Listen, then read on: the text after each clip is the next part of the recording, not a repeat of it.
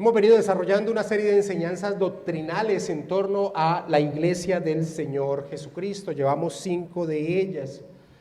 Y en la última enseñanza vimos cómo nuestro Señor Jesucristo, antes de enfrentar la cruz, antes de enfrentar la ira de Dios, recayendo sobre Él en sustitución de los suyos, de aquellos que el Padre le dio desde antes de la fundación del mundo, nuestro Señor Jesucristo compartió una cena con sus discípulos, con sus apóstoles. La ocasión era, como vimos en la última enseñanza, la ocasión era la fiesta de la Pascua, fiesta donde el pueblo judío recordaba cómo el Señor les había librado con mano poderosa de Egipto, cómo les había mandado el sacrificar un cordero y tomar la sangre de ese cordero y pintar el dintel de las puertas de su casa para que el ángel de la muerte no entrara a ellas, sino que pasase por encima de ellas. Y como señalamos la enseñanza anterior y enfatizamos, esta celebración de la Pascua era un tipo, una sombra de la hora perfecta del verdadero Cordero de Dios. Como vimos, el apóstol Pablo así lo expone. Él, señalándole a la iglesia de Corinto, les dijo: nuestra Pascua, que es Cristo, ya fue sacrificada por nosotros. Acompáñame y vamos a leer del Evangelio de Mateo, cómo el Evangelio de Mateo expone la institución de la Cena del Señor, que fue la enseñanza que vimos la semana anterior, en la última enseñanza. Mateo capítulo 26, versículo 26 al 28.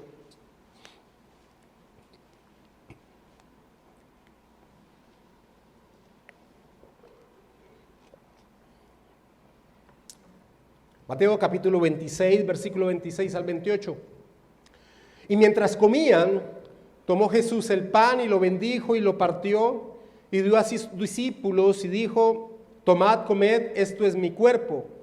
Y tomando la copa y habiendo dado gracias, les dio diciendo: bebed de ella todos, porque esto es mi sangre del nuevo pacto, que por muchos es derramada para remisión de los pecados.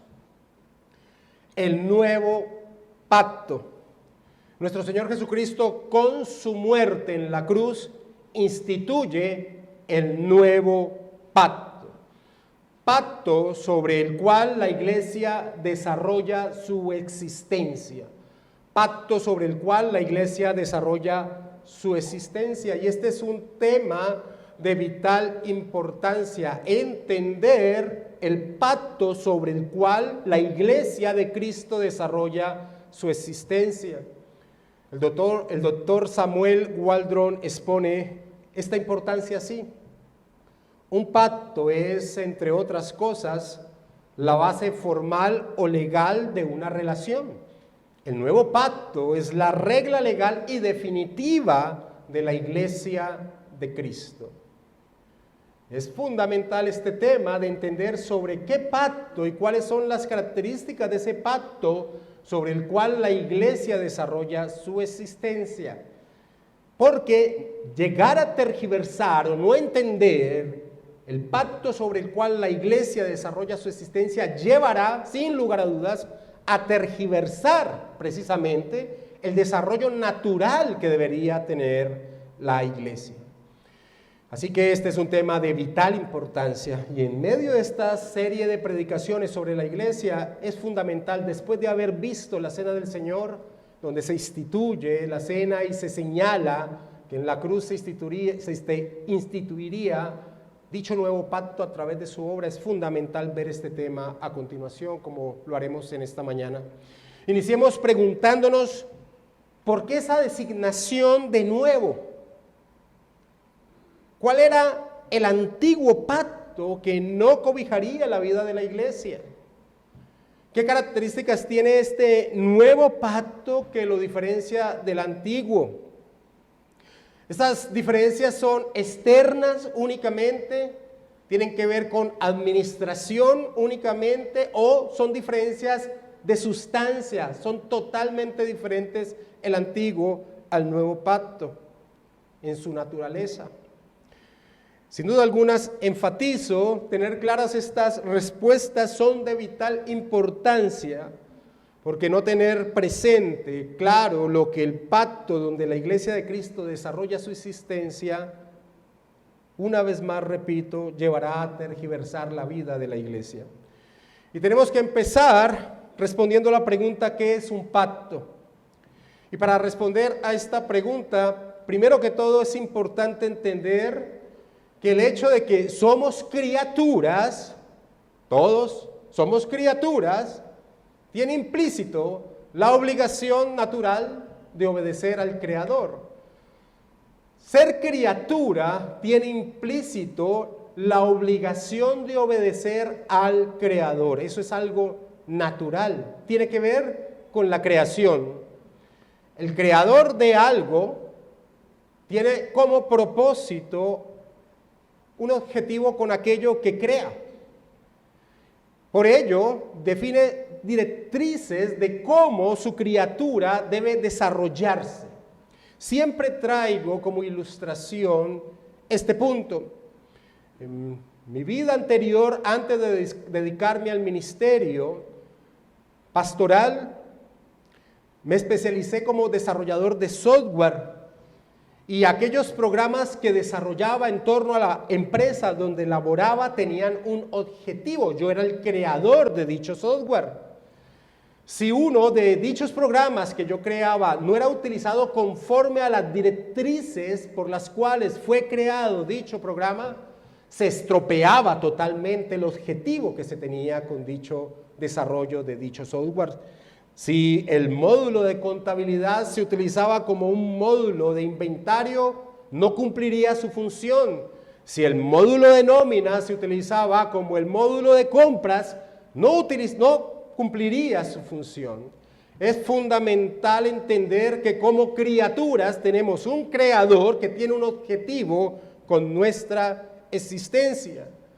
Cuando Dios creó el universo, toda su creación tiene la responsabilidad de obedecer su voluntad, la voluntad del Creador. Eso está implícito en el hecho de ser criaturas, En sus criaturas morales, Dios ha implantado en su corazón el entendimiento de su voluntad, su ley. Y dichas criaturas, por ser criaturas, deben obediencia a dicha ley implantada en su corazón. Es lo que se conoce como la ley natural. El término natural se da porque es algo que viene con la creación. Todos los hombres nacen con dicho entendimiento. El apóstol Pablo lo expresa al mostrar que aún aquellos hombres que no conocían las Escrituras, que no las poseían, eran responsables de guardar la ley de Dios, la ley que poseían en sus corazones. Acompáñame a Romanos capítulo 2, versículo 14 y 15.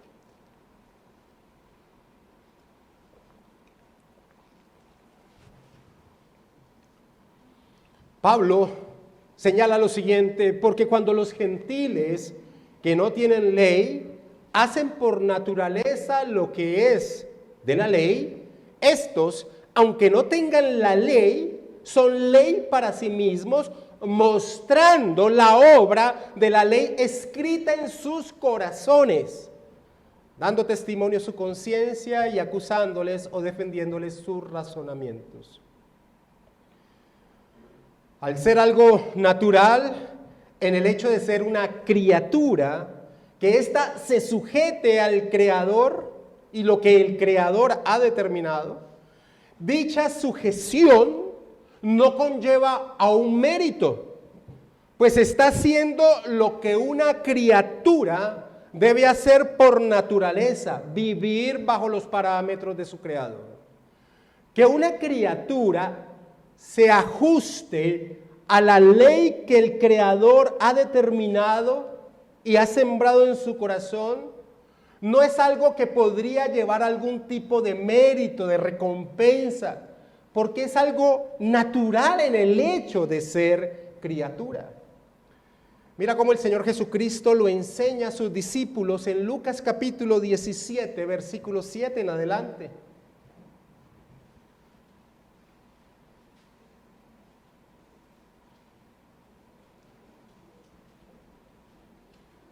¿Quién de vosotros, dice el Señor Jesucristo, teniendo un siervo que ara o apacienta ganado, al volver él del campo luego le dice, pasa, siéntate a la mesa? ¿No le dice más bien, prepárame la cena, ciñe y sírveme hasta que haya comido y bebido? Y después de esto come y bebe tú.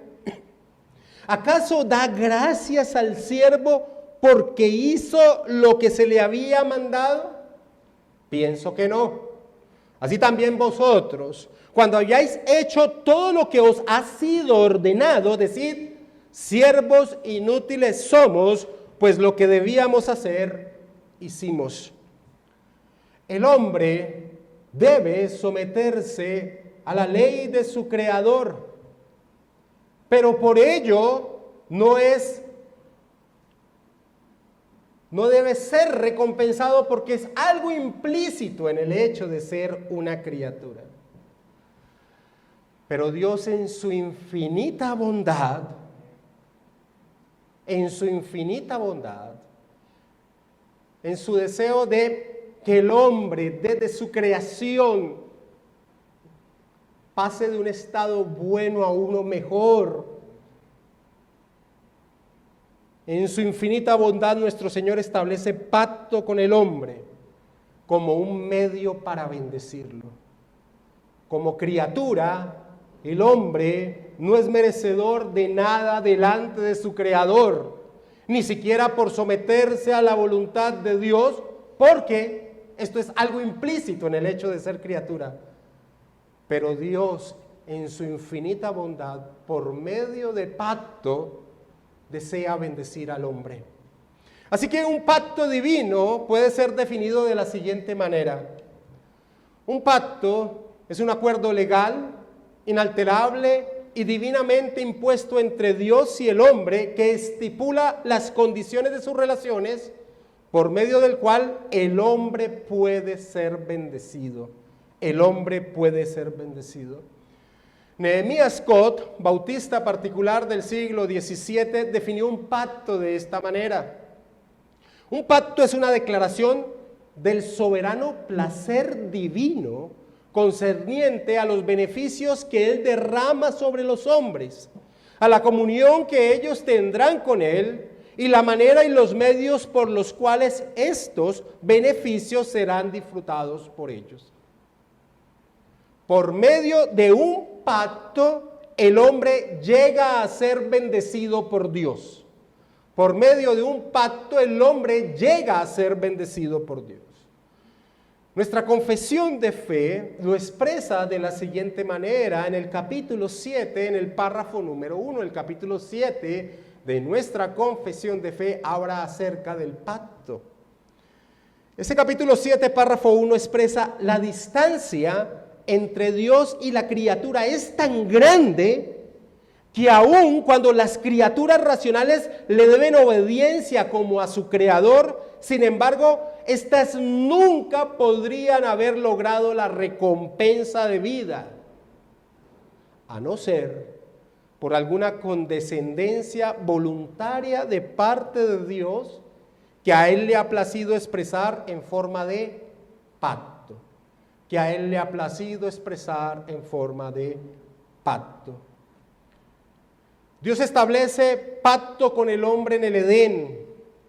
Le da una ley, le da una orden, un mandato que es adicional a la ley natural. De allí que a esta ley se le llame ley positiva, es decir, una ley agregada a la que como criatura el hombre ya tiene en su ser. La ley que le da es que no coma del árbol del conocimiento del bien y del mal. Si el hombre se mantiene firme en su obediencia, llegaría el momento en que Dios le daría el regalo de la vida eterna, es decir, una existencia para siempre en unión de amor con Él. Algo que por naturaleza el hombre no tenía la capacidad de adquirir. Pero se dan unas estipulaciones en torno a dicho pacto. Si el hombre desobedecía el mandato, había una sentencia: ciertamente moriría. Sería un exiliado de Dios, sería expulsado de su presencia, condenado a un estado de perdición eterna, destituido de la gloria de Dios. Ese pacto en Edén es lo que conocemos como el pacto de obras, pues el hombre, por su obediencia o desobediencia, acarrearía las bendiciones o las sanciones del pacto. Como todos conocemos, este pacto fue transgredido por toda la raza humana, pues Adán era el representante, la cabeza federal de todos los hombres en dicho pacto ante Dios.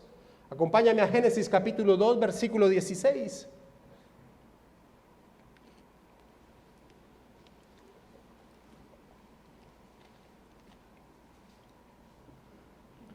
Y mandó Jehová Dios al hombre diciendo: de todo árbol del huerto podrás comer, mas del árbol de la ciencia del bien y del mal no comerás, porque el día que de él comiere, ciertamente morirás.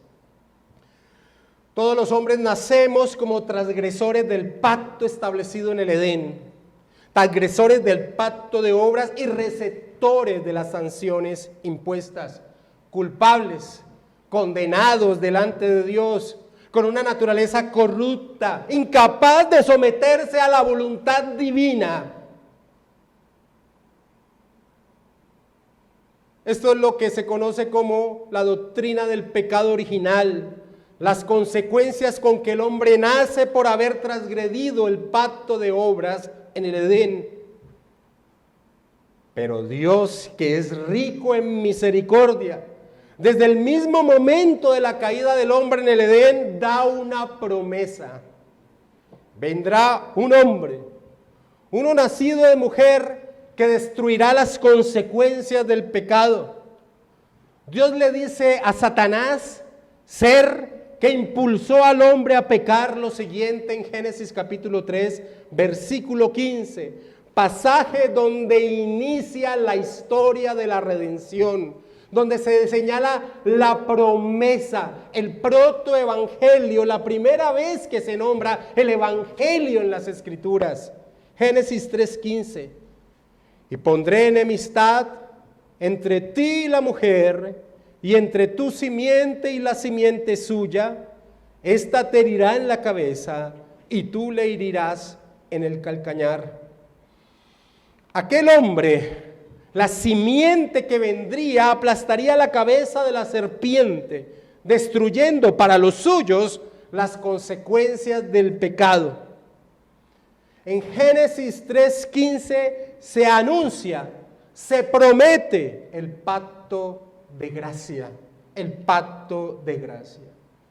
De gracia, porque todo lo que el hombre tenía que hacer es recibirlo por fe, creer en la promesa, creer en la promesa. Este pacto prometido fue establecido a través de la obra de nuestro Señor Jesucristo en la institución del nuevo pacto. Este pacto de gracia prometido, anunciado en Génesis 3:15, donde inicia la historia de la redención, fue establecido en la obra de nuestro Señor Jesucristo en la cruz, en la institución del nuevo pacto. Nuestra confesión de fe en el en el capítulo 7, párrafo 2, lo expresa de esta manera. Además, habiéndose el hombre acarreado la maldición de la ley por su caída, agradó al Señor hacer un pacto de gracia, en el que gratuitamente ofrece a los pecadores vida y salvación por Jesucristo, requiriéndoles la fe en Él para que puedan ser salvos y prometiéndoles dar su Espíritu Santo a todos aquellos que están ordenados para vida eterna, a fin de darles disposición y capacidad para creer. De allí las palabras de nuestro Señor Jesucristo en la institución de la cena, cuando tomando el fruto de la vid, la derrama sobre la copa, señala este es el nuevo pacto en mi sangre. Este es el nuevo pacto en mi sangre.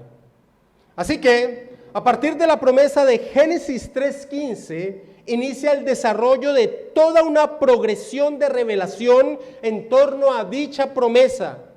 Y esto a través de los diferentes pactos que encontramos en las Escrituras del Antiguo Testamento. El pacto con Noé, el pacto con Abraham, el pacto sinaítico, el pacto davídico, eran pasos progresivos de la revelación en torno a la promesa, en torno a la persona y obra de nuestro Señor Jesucristo. Estos pactos exponían la condición caída del hombre, su imposibilidad de poder cumplir la ley de Dios, la necesidad de que viniese aquella simiente prometida.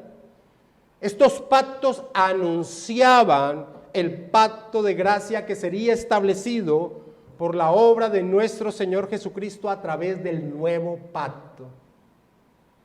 Es por eso que el apóstol Pablo llama a estos pactos que encontramos en el Antiguo Testamento, los llama los pactos de la promesa.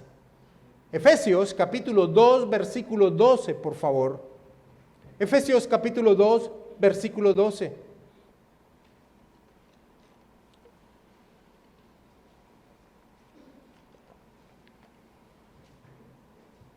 Pablo les dice a las iglesias del Asia Menor, iglesias compuestas principalmente por gentiles que han creído en la promesa, les dice: en aquel tiempo estabais sin Cristo, alejados de la ciudadanía de Israel y ajenos a los pactos de la promesa, plural, pactos de la promesa, porque se refiere a todo ese sistema pactual que encontramos en el Antiguo Testamento, sin esperanza y sin Dios en el mundo.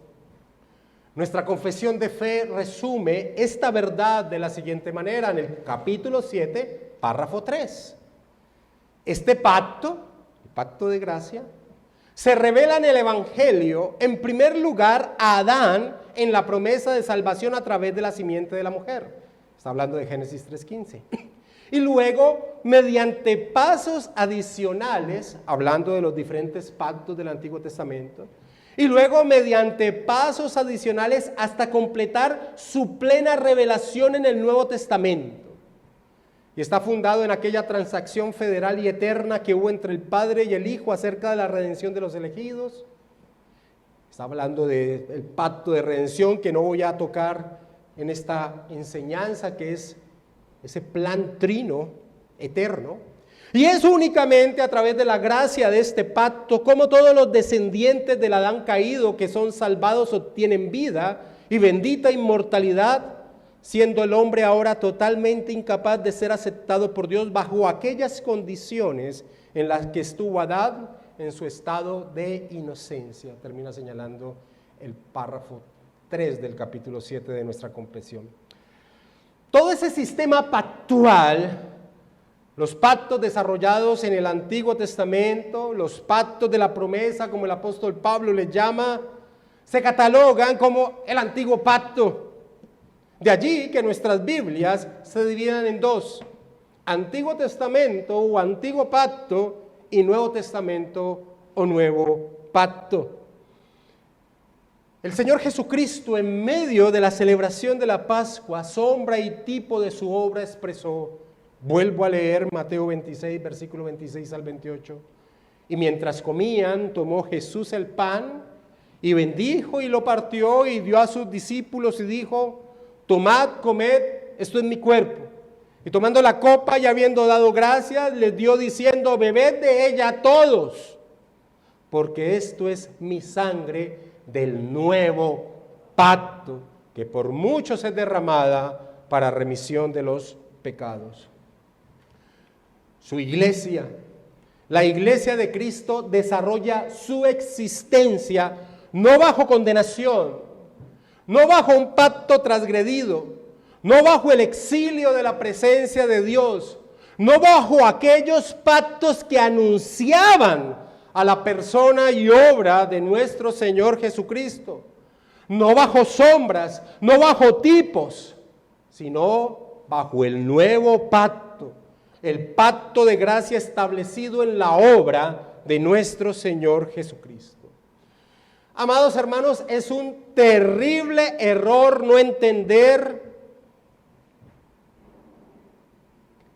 bajo qué estipulaciones la iglesia de Cristo desarrolla su existencia. Es un terrible error no entender que la iglesia está bajo el nuevo pacto establecido por nuestro Señor Jesucristo. Es un terrible error vincular a la iglesia de Cristo lo que eran pasos progresivos de revelación. Esto, amados hermanos, es de vital importancia para entender, para comprender las características que conforman a la iglesia de Cristo. Y a través del anuncio que encontramos en el Antiguo Testamento, en una referencia directa acerca del establecimiento del nuevo pacto, como la única vez que encontramos esta expresión directa del nuevo pacto a través de la profecía dada por Jeremías, quiero que estudiemos las características que Jeremías señala que tendría el pueblo cobijado bajo ese nuevo pacto. Porque a través de entender esas palabras de Jeremías en el capítulo 31, podemos entender las inconsecuencias de muchos que han hecho o han tomado estipulaciones de lo que era solo revelación, tipología, sombras de aquello que habría de venir de la persona y obra de nuestro Señor Jesucristo. El profeta Jeremías, en medio del fracaso del pueblo ante Dios, anuncia la llegada del nuevo pacto de la siguiente manera. Jeremías capítulo 31, versículo 31 en adelante. Jeremías capítulo 31, versículo 31 en adelante. En medio de ese contexto, en medio del contexto del fracaso del pueblo en torno a Dios, Jeremías dice: he aquí que vienen días, dice Jehová, en los cuales haré nuevo pacto con la casa de Israel y con la casa de Judá. No como el pacto que hice con sus padres el día que tomé su mano para sacarlos de la tierra de Egipto, porque ellos invalidaron mi pacto, aunque fui yo un marido para ellos, dice Jehová. Pero este es el pacto que haré con la casa de Israel después de aquellos días, dice Jehová. Daré mi ley en su mente y la escribiré en su corazón, y yo seré a ellos por Dios y ellos me serán por pueblo. Y no enseñará más ninguno a su prójimo, ni ninguno a su hermano, diciendo: conoce a Jehová, porque todos me conocerán, desde el más pequeño de ellos hasta el más grande, dice Jehová, porque perdonaré la maldad de ellos y no me acordaré más de su pecado. Las iglesias dispensacionalistas, aquellas que hacen una distinción entre Israel y la iglesia, aquellos que enseñan que Dios tiene un plan para Israel, la nación de Israel, y uno para la iglesia. Estas iglesias son enfáticas en decir: el nuevo pacto es exclusivo del pueblo israelita y será instituido cuando el Mesías venga a establecer su reino milenial en la tierra. Y soportan esa afirmación a través de la última frase del versículo 31 de Jeremías 31. El versículo dice: he aquí vienen días, dice Jehová, en los cuales haré nuevo pacto con la casa de Israel y con la casa de Judá. Pentecost, un representante del dispensacionalismo clásico, en su tratado de escatología dispensacional titulada Eventos del Porvenir, dice lo siguiente: el nuevo pacto de Jeremías 31, versículo 31 al 34, debe y puede ser cumplido solamente por la nación de Israel y no por la iglesia. El pacto permanece aún sin cumplirse y espera un cumplimiento futuro y literal. Y otro representante de esta posición, Charles Reedy, declara brevemente su punto de vista de esta manera: el nuevo pacto no solo es futuro, sino milenial. Para las iglesias dispensacionalistas, el nuevo pacto no se ha establecido. El nuevo pacto es algo únicamente referente en torno a la nación de Israel y será establecido con la venida del Mesías en el periodo milenial, como ellos entienden, lo expresado en Apocalipsis capítulo 20. Ahora, mis amados hermanos, señalar que el nuevo pacto no fue establecido ya por el Señor Jesucristo en relación con su iglesia es algo absurdo. Como hemos visto en la última cena con sus apóstoles, nuestro Señor Jesucristo señala que es en torno a su obra en la cruz que el nuevo pacto se establece y se invita a su iglesia a participar de dicha verdad. Mira cómo el apóstol Pablo toma las palabras de la institución de la cena y su significado en torno al nuevo pacto, vinculándolo con la iglesia. Acompáñame a 1 Corintios capítulo 11, versículo 23 en adelante.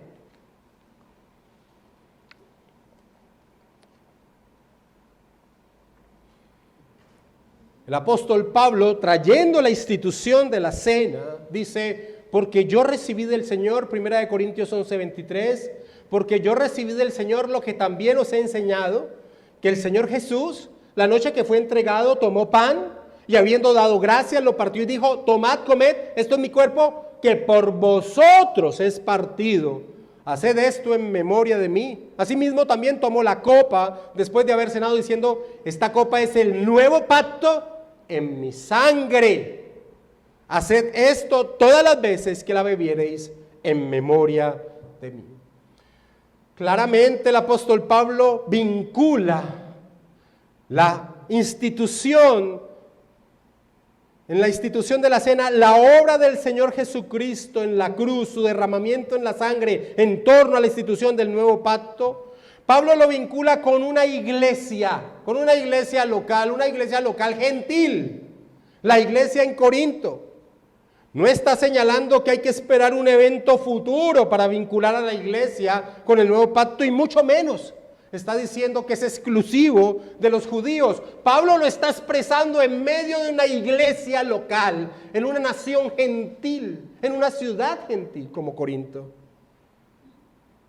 El mismo Pablo señaló que él fue nombrado por el Señor Jesucristo como un servidor, como un ministro del nuevo pacto, y que debía llevar ese mensaje a los gentiles. Segunda de Corintios, capítulo 3, versículo del 5 al 6.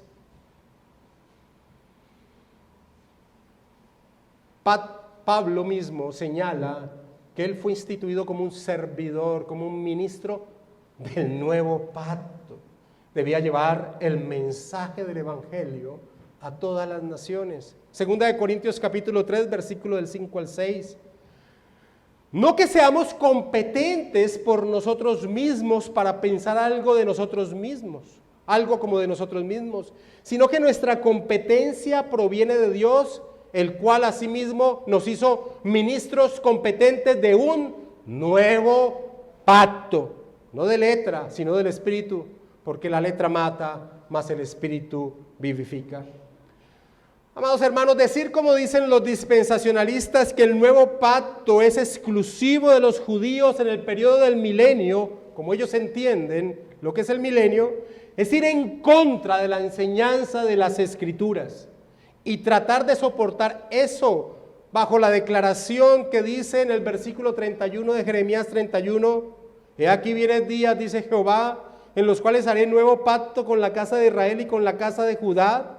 Basar esa posición en esa última expresión de ese versículo es no aceptar lo que la Escritura enseña, que el pueblo israelita tipificó el verdadero pueblo de Dios, el cual no surge por linaje o descendencia física, sino por un llamado divino, un pueblo que confía en la promesa de aquel que habría de venir. Como John Owen lo expresó y llamó a Israel. John Owen dijo: Israel es un estado eclesial típico, con una gran cantidad de leyes y ordenanzas religiosas, carnales y débiles en sí mismas, pero místicamente significativas de las cosas espirituales y divinas. Cuando John Owen decía místicamente, es en el sentido de sombra, de anuncio en torno a algo mayor que vendría. ¿Quién es el verdadero judío? ¿Quién es el verdadero Israel? El apóstol Pablo responde en Romanos capítulo 2, versículo 28, ¿quién es el verdadero judío?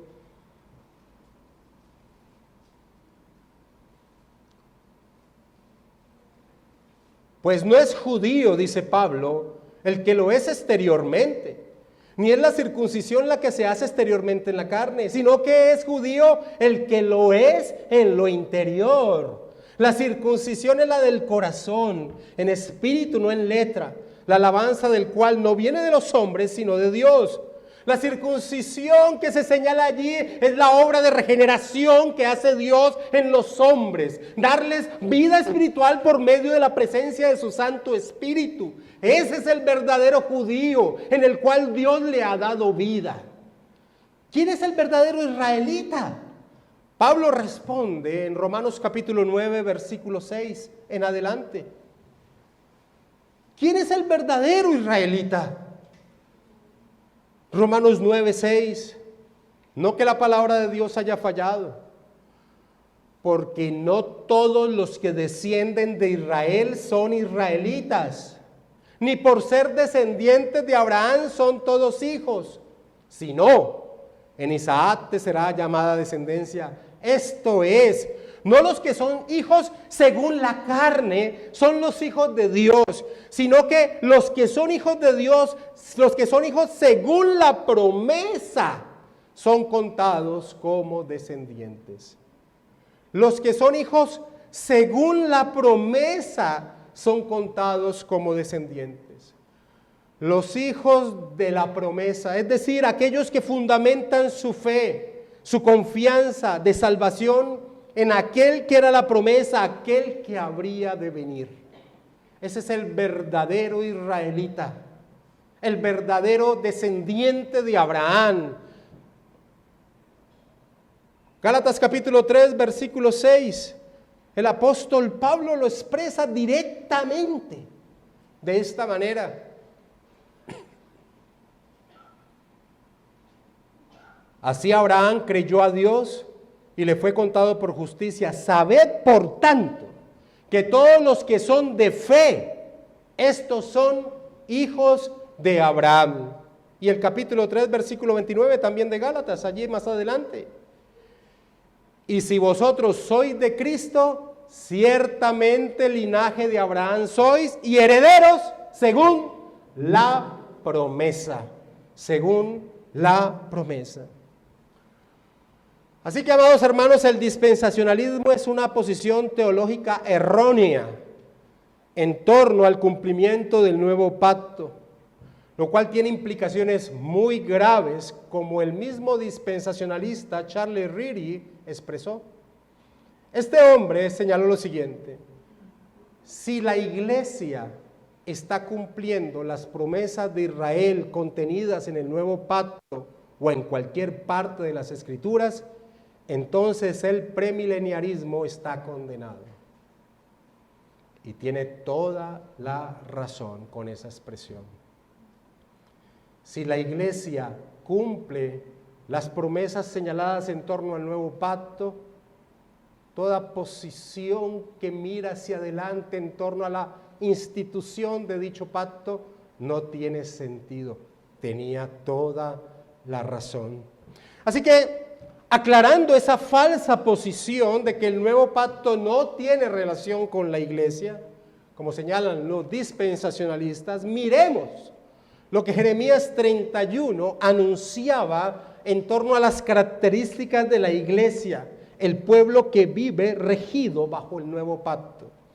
Leamos versículo 31 del capítulo 31 y el versículo 32 de Jeremías 31. He aquí vienen días, dice Jehová, en los cuales haré nuevo pacto con la casa de Israel y con la casa de Judá.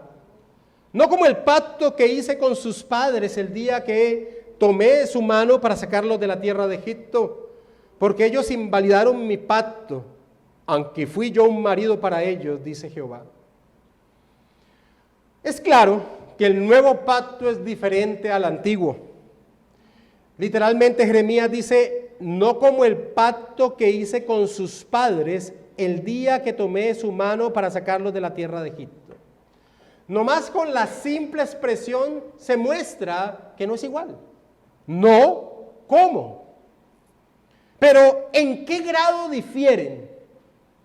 ¿En qué grado difieren? ¿Solo en cuestiones externas? ¿Solo en aspectos administrativos? ¿Solo que en el antiguo se circuncidaban los niños y ahora deberían bautizarse? No. Es diferente en esencia. Es diferente en su naturaleza misma. Versículo 32, la parte B del versículo 32. Porque ellos invalidaron mi pacto, aunque fui yo un marido para ellos, dice Jehová. El nuevo pacto, a diferencia del antiguo, no puede ser quebrantado, no puede ser invalidado. El antiguo pacto era en esencia un pacto de obras, era un pacto condicional. Si el pueblo obedecía perfectamente la ley, serían el pueblo especial de Dios. Éxodo capítulo 19, versículo 5. Recuerda que estamos en una exposición doctrinal, así que vamos a muchos pasajes de la Escritura y ya la recomendación ustedes saben cuál es. Éxodo capítulo 19, versículo 5. El antiguo pacto era un pacto condicional, podía ser quebrantado. Ahora pues, Éxodo 19:5, antes de la entrega de la ley al pueblo, ahora pues, si diereis oído a mi voz y guardareis mi pacto, eso es condición, vosotros seréis mi especial tesoro sobre todos los pueblos, porque mía es toda la tierra. Pero el pueblo no podía cumplir ese condicionamiento, porque todo hombre está corrupto desde la caída en Edén. Entonces, ¿por qué Dios les dio la ley en Sinaí? Escucha cómo el apóstol Pablo responde. Pero sabemos que todo lo que la ley dice, lo dice a los que están bajo la ley, para que toda boca se cierre y todo el mundo quede bajo el juicio de Dios. Ya que por las obras de la ley ningún ser humano será justificado delante de él, porque por medio de la ley es el conocimiento del pecado. Esto está en Romanos 3, versículos 19 y 20. La ley entregada al pueblo tenía la intención de mostrarles, de revelarles, de que fuese evidente el estado caído en el que se encontraban, porque no podían ajustarse a ella. La ley entregada tenía la intención de que ellos gritaran la necesidad de aquel que habría de venir. Y claramente ellos transgredieron el pacto rápidamente, fue evidente, con el evento del becerro de oro, donde rápidamente construyen un ídolo, adorándolo, violentando lo que Dios había decretado en la ley que les había entregado. A lo cual cuando Moisés baja de estar en la presencia de Dios, toma esas dos tablas de la ley y las bota al piso y se quiebran, expresando el quebrantamiento del pacto. Amados hermanos, no, el nuevo pacto no es como el antiguo, el nuevo pacto es inquebrantable. Y es inquebrantable porque está soportado en una obra consumada. La obra de nuestro Señor Jesucristo en la cruz, donde Él dijo, consumado es. Todo está hecho. No hay condicionalidad. Como fruto de esa gloriosa obra, el Espíritu Santo viene a la vida de todo cristiano y direcciona su ser en torno a la voluntad divina. Jeremías 31, versículo 33.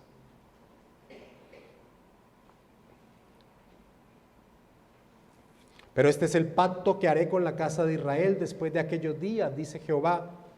Daré mi ley en su mente y la escribiré en su corazón, y yo seré a ellos por Dios, y ellos me serán por pueblo. No, el antiguo pacto no es como, el nuevo pacto no es como el antiguo pacto en su esencia. Ahora la ley ya no es externa a nuestro ser. Ahora por la acción del Espíritu Santo la ley se convierte en nuestra guía para caminar según la voluntad de Dios. Acompáñame a 1 Corintios capítulo 2, versículo 11 para que miremos lo que dice el apóstol Pablo en torno a la acción del Espíritu Santo en la vida del creyente, relacionado con lo que Jeremías expone en el versículo 33, diciendo que Dios prometía que daría la ley en la mente de los que eran su pueblo y las escribiría en su corazón. 1 Corintios capítulo 2, versículo 11. Porque ¿quién de los hombres sabe las cosas del hombre, sino el espíritu del hombre que está en él? Así tampoco nadie conoció las cosas de Dios, sino el Espíritu de Dios. Y nosotros no hemos recibido el espíritu del mundo, sino el Espíritu Santo, con mayúscula, que proviene de Dios, para que sepamos lo que Dios nos ha concedido, lo cual también hablamos, no con palabras enseñadas por sabiduría humana, sino con las que enseña el Espíritu Santo, acomodando lo espiritual a lo espiritual. No, mis amados hermanos, el antiguo pacto no es igual en esencia al nuevo pacto. El pueblo de Dios no está bajo condicionalidad para poder ser pueblo de Dios. Ahora ya son lo que son por la obra consumada de nuestro Señor Jesucristo. Recordemos, permíteme, yo te recuerdo el condicionamiento que se les dio a este pueblo al recibir la ley. Ahora pues, si diereis oído a mi voz y guardareis mi pacto, vosotros seréis mi especial tesoro sobre todos los pueblos, porque mía es toda la tierra, y vosotros me seréis un reino de sacerdotes y gente santa. Eso es lo que está en Éxodo 19:5, que ya leímos, 5 y 6. Pero la iglesia no está bajo esa condicionalidad porque está bajo un pacto diferente. Ya es el pueblo de Dios. Mira cómo el apóstol Pedro toma esas mismas palabras, pero expresadas en torno a la iglesia, pero quitando todo tipo de condicionalidad y mostrando lo que la iglesia ya es. En 1 de Pedro, capítulo 2, versículo 9. No quites de tu mente la condicionalidad expresada en Éxodo 19 y lee lo que Pedro dice en torno a la iglesia en 1 de Pedro 2:9. Mas vosotros sois, no podría llegar a ser, no, mas vosotros sois linaje escogido, real sacerdocio, nación santa, pueblo adquirido por Dios, para que anunciéis las virtudes de aquel que os llamó de las tinieblas a su luz admirable. No, el antiguo pacto no es en esencia como el nuevo. El escritor de Hebreos expone las imperfecciones de uno y la perfección del otro. Y como una expresión lógica, señala que si el antiguo hubiese sido en esencia como el nuevo, pues no hubiese habido necesidad de reemplazarlo. Hebreos capítulo 8, versículo 6 en adelante.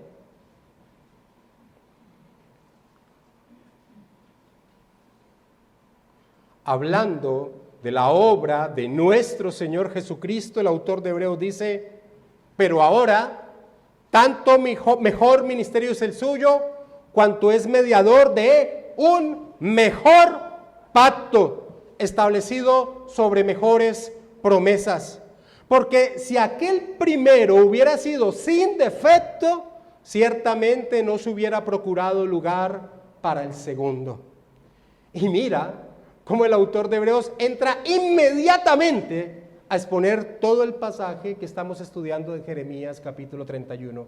Hebreos 8, versículo 8 en adelante.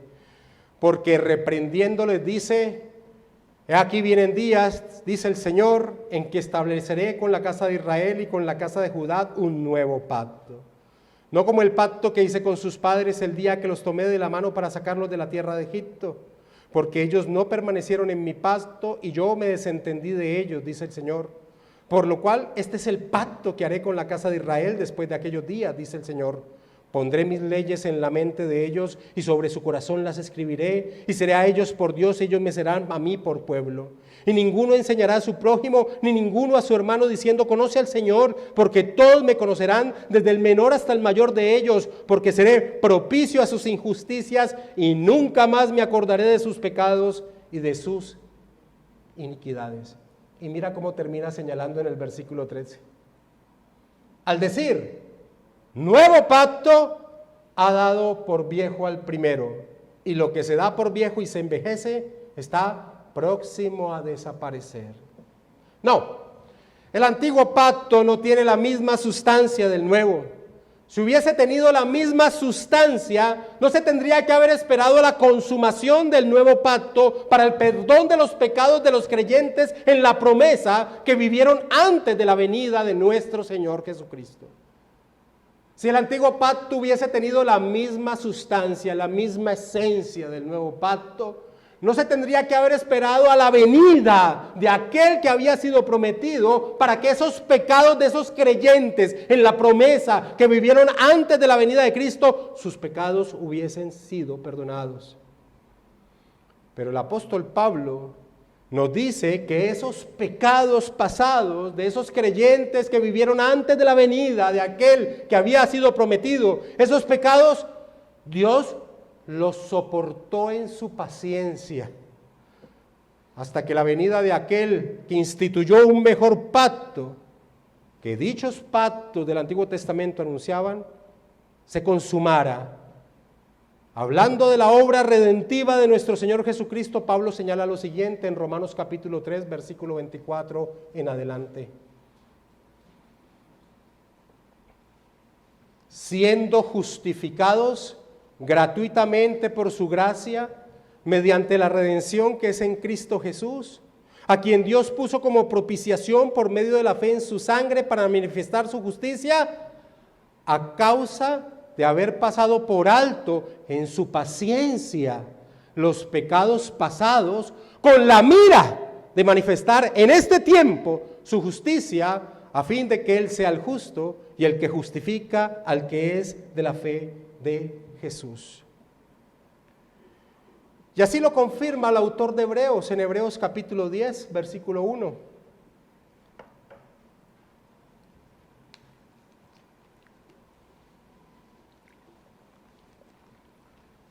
Porque la ley, teniendo la sombra,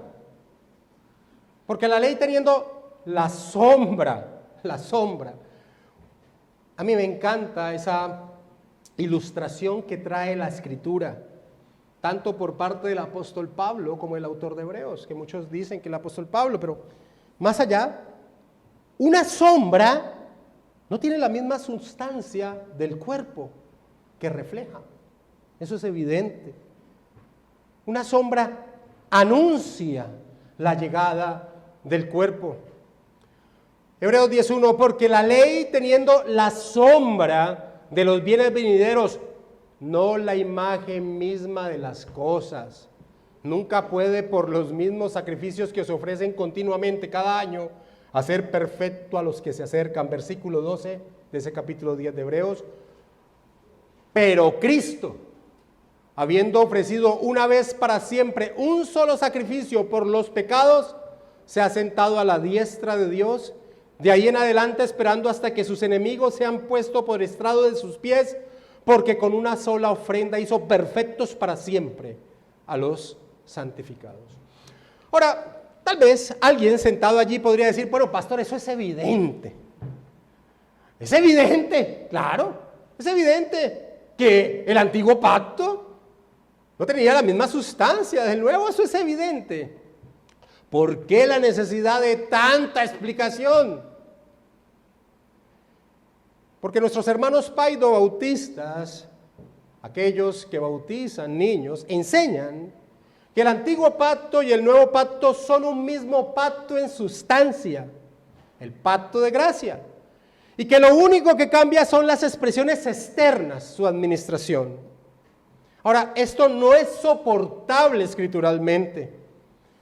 El esfuerzo que hacen de señalar que el antiguo pacto y el nuevo pacto son lo mismo en esencia, tiene la intención de soportar su eclesiología, es decir, señalar quiénes hacen parte de la iglesia. Para ellos, la iglesia es un cuerpo mixto, creyentes e incrédulos haciendo parte de ella, los creyentes y los hijos de los creyentes. La confesión de fe de Westminster, que es la confesión en la cual se soportan las iglesias paido-bautistas, en el capítulo 25, párrafo 2, expresan lo que ellos entienden de la composición de la iglesia. Dice, la iglesia visible, que bajo el evangelio también es católica o universal, no está confinada a un país como le estaba bajo la ley, consiste de todos aquellos en todo el mundo que profesan la verdadera religión, hasta ahí diríamos bien, pero le añaden juntamente con sus hijos. Y es el reino del Señor Jesucristo, la casa y familia de Dios, fuera de la cual no hay posibilidad ordinaria de salvación. De allí, de ese entendimiento, viene la práctica de bautizar a sus hijos. Pues al decir que así como el antiguo pacto se circuncidaba a los bebés, en el nuevo se debe bautizar, porque los dos pactos son uno en sustancia. Lo que cambia son los aspectos externos, su administración. No, mis amados hermanos, la iglesia de Cristo desarrolla su existencia bajo el nuevo pacto establecido por la obra de nuestro Señor Jesucristo en la cruz, por su sangre. Y es un craso error tomar parámetros del antiguo pacto y aplicarlos a ella. La iglesia debe dejar que el nuevo pacto señale sus características, y entre ellas es quien la conforma. Y quien la conforma, según el nuevo pacto sobre el cual está establecido la iglesia, son aquellos que conocen la obra que nuestro Señor Jesucristo desarrolló y entienden cómo dicha obra se desarrolla o se vincula con sus vidas. Es decir, la iglesia está conformada por creyentes, creyentes. El Señor Jesucristo, antes de ascender a los cielos, en un cuerpo glorioso, como rey, como el rey coronado del universo, dijo: toda potestad me es dada en el cielo y la tierra. Por tanto, id y haced discípulos. Un discípulo es literalmente alguien que aprende a los pies de un maestro. Id y haced discípulos a todas las naciones, bautizándolos. Esos que han aprendido a los pies de alguien que les ha enseñado la obra que ha llevado a cabo, id y bautizarlos en el nombre del Padre y del Hijo y del Espíritu Santo, enseñándoles que guarden todas las cosas que os he mandado, y aquí yo estoy con vosotros todos los días hasta el fin del mundo. Amén. Esta es la orden del Rey de la iglesia, una iglesia fundamentada en su obra expiatoria bajo el nuevo pacto. La iglesia debe ser guiada por la voz del Rey bajo el nuevo pacto y no traer aspectos que eran solo sombra de aquello que habría de venir. Regresemos a Jeremías 31 y leamos una vez más el versículo 33, porque aún en este anuncio profético se expone esta realidad. Jeremías capítulo 31, versículo 33. Pero este es el pacto que haré con la casa de Israel después de aquellos días, dice Jehová. Daré mi ley en su mente y la escribiré en su corazón, y yo seré a ellos por Dios y ellos me serán por pueblo. La iglesia que se desarrolla bajo el nuevo pacto está compuesta de aquellos en los cuales, como señalaba proféticamente este pasaje, está compuesta de aquellos en los cuales habita el Espíritu Santo, quien toma la palabra de Dios y la aplica en el corazón del creyente. La habitación del Espíritu Santo es un aspecto vital de aquellos que pertenecen a la iglesia de Cristo. El apóstol Pablo en Romanos 8:9 dice que si alguno no tiene el Espíritu de Cristo en él, pues no es de Cristo. Mas vosotros no vivís según la carne, sino según el Espíritu Santo. Y si el Espíritu de Dios no mora, y si es que el Espíritu de Dios mora en vosotros, si alguno no tiene el Espíritu de Cristo, no es de Él. No es de Él. Y que la iglesia de Cristo, en ella, no hay ninguno fuera de esta característica, es decir, los que pertenecen a la iglesia de Cristo son aquellos en los cuales mora el Espíritu Santo, como el mismo Señor Jesucristo lo expuso en torno a entender la obra que Él llevó a cabo, como el mismo pasaje que anunciaba el nuevo pacto lo expone, que la iglesia de Cristo no hay ninguno fuera de esta característica. Se señala en el versículo 34 de Jeremías 31, en la parte inicial del versículo 34. Mira esta característica que tendría ese pueblo conformado bajo ese nuevo pacto anunciado. Y no enseñará más ninguno a su prójimo ni ninguno a su hermano diciendo conoce a Jehová, porque todos me conocerán, desde el más pequeño de ellos hasta el más grande, dice Jehová. Todos los que están bajo ese pacto entienden, conocen la fe que profesa. La iglesia de Cristo no es un pueblo mixto, como era la composición del pueblo tipo en el antiguo pacto. En el nuevo pacto, todos los que pertenecen a Él conocen lo que profesan creer, están capacitados para hacerlo, porque el Espíritu Santo mora en ellos. Es decir, aquellos que conforman la iglesia de Cristo viven bajo convicción, no bajo filiación familiar. Nuestra confesión de fe así lo define en el capítulo 26, párrafo 2. Todas las personas en todo el mundo que profesan la fe del Evangelio y obediencia a Dios por Cristo conforme al mismo, que no destruyan su propia profesión mediante errores fundamentales o conductas impías, son y pueden ser llamados santos visibles, y de tales personas todas las congregaciones locales deben estar compuestas. Por eso, como ya vimos, según la instrucción de nuestro Señor Jesucristo, la iglesia de Cristo bautiza solo creyentes, porque es de ella que debe estar compuesta la iglesia. Nuestros hijos tienen la gran bendición de nacer en un hogar que les instruye la palabra del Señor, pero sabemos que la salvación depende solo del Señor, de su soberanía. Yo oro por mi hijo, pero yo no me engaño que porque nació en un hogar cristiano él es cristiano. Depende de la misericordia del Señor. Ha recibido una gran bendición de haber nacido en un hogar cristiano. Yo soy responsable que esté sujeto a mí en mis determinaciones, pero que sea de Cristo no depende de mí, depende solo del Señor. Amados hermanos, pero hay algo más, y para ir finalizando, que enseña este pasaje de Jeremías en torno al pueblo que vive bajo el nuevo pacto, la iglesia de Cristo. Y es que aquellos que pertenecen a ella, que han recibido la gracia de la vida espiritual por la presencia del Espíritu Santo en sus vidas, tienen la plena certeza que su salvación es segura, pues el Señor ha satisfecho nuestras falencias pasadas, presentes y futuras. Por eso el pasaje de Jeremías, que anunciaba las características de ese nuevo pacto, termina señalando en el versículo 34, parte B, lo siguiente: porque perdonaré la maldad de ellos y no me acordaré más de su pecado. La iglesia de Cristo está compuesta por salvos, no por una mixtura de salvos y no salvos. Está compuesta por aquellos que tienen el gozo de profesar la seguridad de su salvación. Aquellos que señalan que se puede llegar a perder la salvación no están acordes con lo que la Escritura profesa en torno a los que pertenecen a la iglesia de Cristo. El arminianismo, como todo sistema semipelagianista, es una posición teológica antiescritural.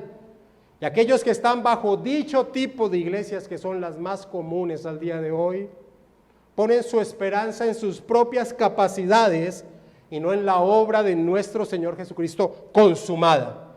Es decir, no han creído el Evangelio de nuestro Señor Jesucristo. Concluyo de esta manera con las palabras del doctor Samuel Waldron en torno a lo que hemos visto en esta mañana. Él dice: no hay mayor necesidad en el mundo de hoy que la de establecer iglesias sólidas y bíblicamente consistentes. Tales iglesias serán poderosas columnas y baluartes de esa verdad de Cristo, de la que depende la salvación de las naciones y la gloria de Dios en el mundo. Los bautistas reformados están convencidos de que las iglesias de Cristo deben anteponer su gloria y su verdad a todo lo demás, y de que por esta causa, en obediencia a la naturaleza revelada de la constitución de la iglesia en el nuevo pacto, dichas iglesias deben alejarse del dispensacionalismo, del antinomianismo en todas sus formas, del arminianismo y del paedobautismo, para que así la predicación del Evangelio de las naciones sea sin obstáculos.